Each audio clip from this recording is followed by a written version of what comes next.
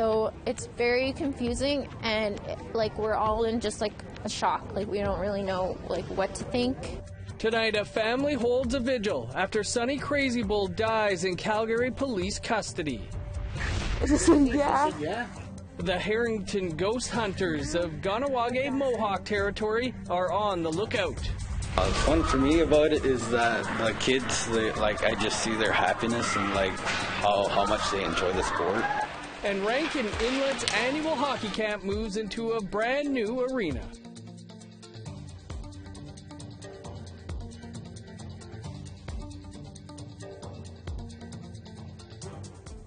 Good evening, welcome to APTN National News. I'm Dennis Ward. We begin in Alberta, where the death of a Calgary man is being investigated. He died in Calgary Police custody last week. While family and friends wait for answers, they're calling for justice. Tamara Pimentel reports. A vigil is held at this C-train station in Calgary to honor 41-year-old Sonny Crazy Bull, who died in Calgary Police custody on October 23rd. This is where he was arrested and last heard from by family, and police say the cause of death is unknown. Crazy Bull's niece, Farah Hart, says she was visiting her uncle from out of town. He seemed to be perfectly healthy. So it's very confusing, and like we're all in just like a shock. Like we don't really know like what to think, and we just want like justice. And he didn't have to like pass away, you know, he was fine when he left. According to a statement by Calgary Police, Crazy Bull was arrested following reports of a man in possession of an airsoft gun. He ended up being charged with breach-related offenses. Police also state during a routine cell check, he was eating his meal, and by the next check, he was found unresponsive in his cell. I just wanted to see my family. I didn't come here to like plan a celebration of life. We just want to know like what happened to my uncle, because we want to honor his life. Crazy Bull's death is currently being investigated by the Alberta Serious Incident Response Team. Police said no further details will be released until the investigation is complete. A celebration of life will be held for Crazy Bull in early November. Tamara Pimentel, APTN National News, Calgary. To Ottawa now, where the federal government announced more support for Indigenous communities affected by COVID. Prime Minister Trudeau detailed costs of $204 million for post-secondary, childcare and infrastructure. At today's COVID-19 briefing, Trudeau said early learning and childcare would get $120 million. Indigenous post-secondary education would get $25 million and $59 million for First Nations infrastructure. Indigenous Services Minister Mark Miller also announced the Canadian Rangers are in Neskantaga First Nation to assist the nearly 24 community members still there. Minister Miller called the water crisis across Canada systemic racism. I have struggled to, when I go into communities, to see water systems that go up just to the tip of the reserve. And I can't shy away from the fact that this is a product of systemic discrimination, systemic racism that plagues all our institutions. There's a lot of focus that's been on the RCMP and the healthcare system, but this is across government. It's insidious. Manitoba has added a new record number of cases with 480 new infections. It comes as the province places the Winnipeg metropolitan region into the red or critical level.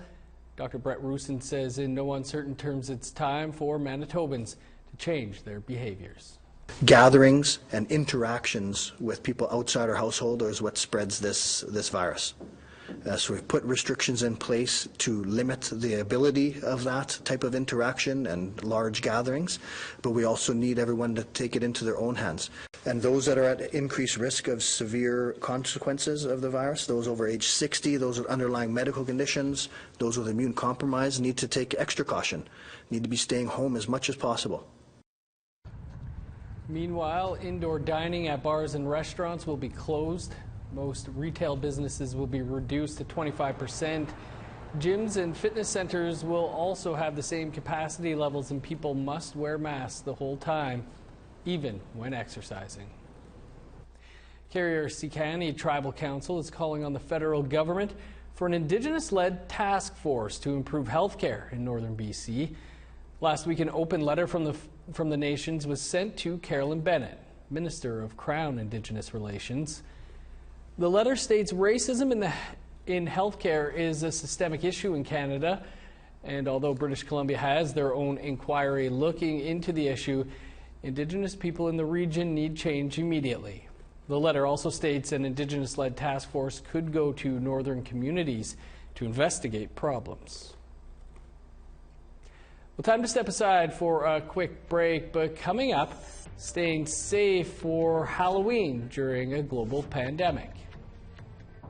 We recommend that everyone wear a mask during this Halloween, and I'm not talking about a Halloween mask. I'm talking about a fabric or paper mask to protect against COVID-19.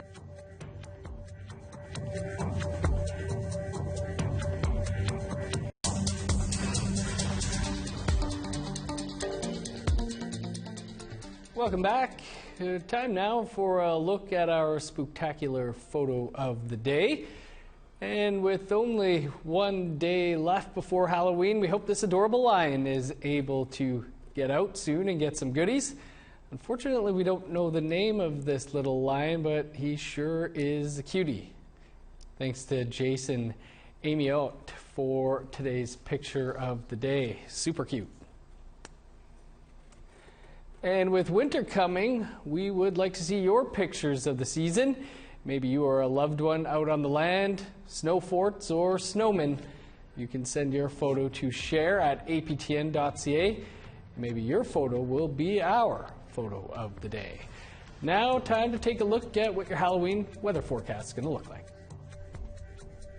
Starting on the East Coast, +5 in Halifax, 3 with a rain-snow mix in St. John's. 2 below in Nain, -3 for Happy Valley, Goose Bay. +4 under sunny skies in Montreal, 2 below in Chibougamau. +7 for Toronto, sunny, and 4 in Ottawa. 6 with a rain-snow mix in Thunder Bay, flurries, and +3 in Sioux Lookout. -7 in Churchill, a rain-snow mix, and 0 for God's Lake. +3 in Winnipeg, Gimli, Dauphin, and Princess Harbour. 7 with showers in Regina, 6 with snow in Saskatoon. -3 and a rain-snow mix for Buffalo Narrows and La Ronge. Over to northern Alberta, 3 below in Fort Chip, +1 with rain in Fort McMurray. 6 under sunny skies in Medicine Hat, 5 for Edmonton and Calgary. Showers and 12 in Vancouver, 7 and sunny in Kamloops. 6 with snow for Smithers, 5 and showers in Dease Lake. 19 below for Old Crow, a rain-snow mix, and -4 in Whitehorse. Snow and 5 below for Yellowknife, -17 in Norman Wells. 11 below with snow in Sax Harbor, -15 for Paulatuck. -15 in Chesterfield, 18 below in Baker Lake. 18 below in Resolute, -8 with snow in Clyde River.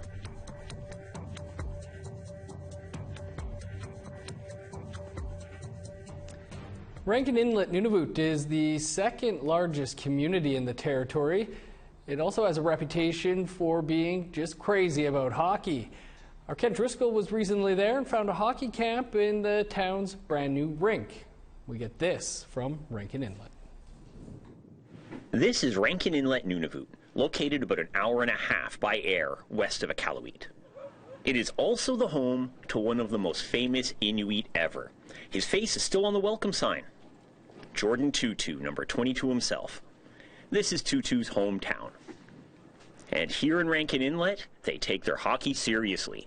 With a week off school for teachers to learn and no cases of COVID-19 in the territory, that means a week-long hockey camp at the town's very new $26 million arena.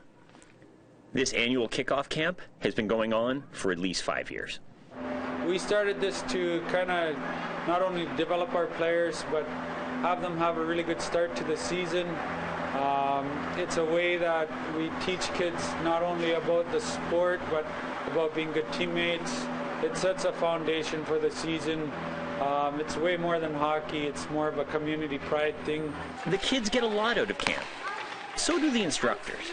Fun for me about it is that the kids, I just see their happiness and how much they enjoy the sport. Hockey is the draw, but they manage to slide in some life skills along with the skating. We take them to the gym and off-ice fitness testing and stuff, and we go to the gym, library for literacy stuff, so it's not only on-ice stuff. Much of the gear is donated from kids who outgrew it, and the hockey program just handed out $10,000 worth of new gear free to the kids. Hockey isn't the goal. Here, hockey's being used to teach lessons. They take it for what it is. It's a sport. It's fun. There's times when hockey's very competitive, and that will come in their later years, but this camp is about skill development, having a good time, learning how to be better players, but also better people. Jordan Tutu isn't the only reason Rankin Inlet is known as a hockey town. The youth program turns out many skilled players with a huge participation rate. There is more to Rankin Inlet than hockey, but as this camp shows, there's more to hockey camp than just hockey too. Kent Driscoll, APTN National News, Rankin Inlet. Beautiful looking facility. Well, we always want to hear your feedback, and here's how you can continue the conversation. You can send your emails to news@aptn.ca or leave a comment on aptnnews.ca. You can also follow us on Facebook, Twitter, Instagram, and YouTube. Share your comments. Power Part 2 will be airing on APTN Investigates tonight, and the focus shifts from Manitoba Hydro's impacts in South Indian Lake to the situation in Pimicikamak. Reporter Christopher Reed is with us now with more on that. Christopher, thanks for being with us. On last week's show, we heard about the effect of the Churchill River diversion on South Indian Lake's fishery. What brought you to Pimicikamak? Oh, well, first of all, I'll just mention that Pimicikamak is the traditional name of Cross Lake Cree Nation. And I was interested in going up there because Pimicikamak is the only community out of 5 that originally signed on to the Northern Flood Agreement in 1977. The only community that signed on but then refused to sign on to what they called an implementation agreement in the 90s. So what happened was 4 out of the 5 communities that signed on to the Northern Flood Agreement in 77 later signed on to this implementation agreement that what essentially it did was clarify how compensation and other issues should be handled, which weren't really being handled up until that point all that well. And it also it released the federal government, the provincial government, and Manitoba Hydro from certain commitments they'd made in the Northern Flood Agreement. So you can really understand the appeal of the Northern Flood Agreement when you realize that within that agreement is a promise to ensure a regular supply of potable water, and as well they were going to set up a committee to eliminate poverty. What have been the impacts that Manitoba Hydro has had in Pimicikamak?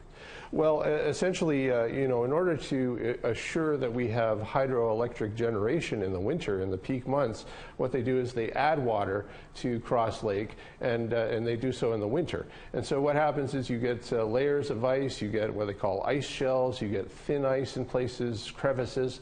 It is very treacherous, especially if you're going out on a snowmobile. It can be deadly. And then in the winter, in the summer, what they're dealing with is water that once was before hydro was pristine. You could go and just scoop and drink water if you wanted to. Now it's murky, it smells, and locals believe that it causes rashes on people's bodies when they go for a swim.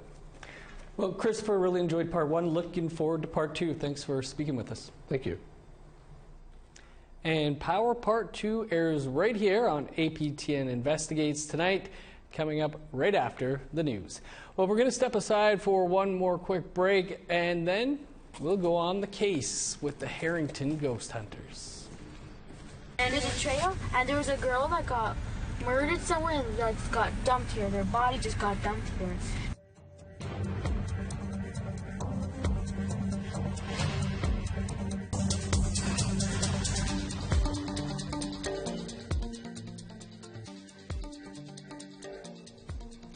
Welcome back. Well, as you're aware, Halloween is tomorrow, and it's going to be a bit different this year, as health officials are telling people to follow safety precautions because of the pandemic. Our Tina House met one doctor who provided some tips for keeping those trick-or-treaters safe. The decorations are out, and Halloween is upon us.